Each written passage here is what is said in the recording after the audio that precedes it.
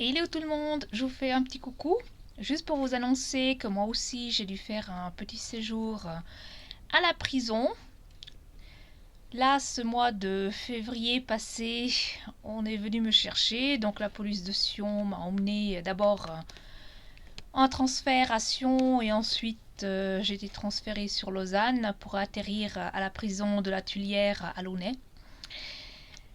Eh bien, c'est une expérience qui n'est pas du tout négative dans le sens où j'ai pu obtenir des informations de certaines détenues, de comment ça se passe et de tous les abus et dérives qui se font bien sûr au niveau administratif, des abus de pouvoir et l'usage d'hommes de main.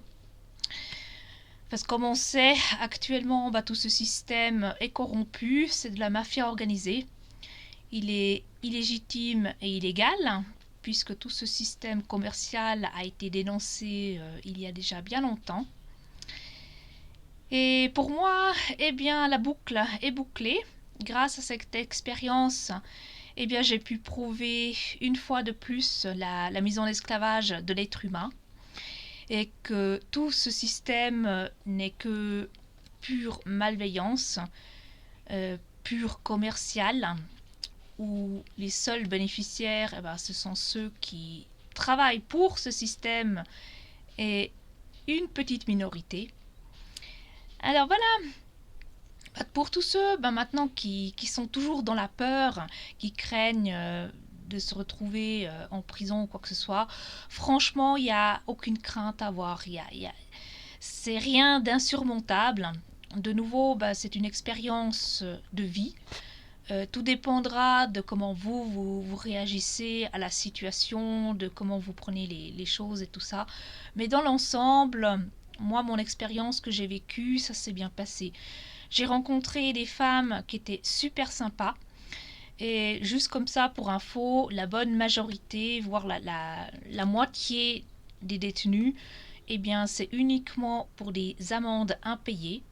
Donc encore une fois, c'est uniquement parce qu'elles n'acceptent pas le contrat qui leur est imposé, ou bien tout simplement parce qu'elles sont de la précarité, qu'elles ont tout simplement aucun moyen financier de pouvoir payer cette amende. Elles se retrouvent encore une fois encore plus punies par la privation de liberté.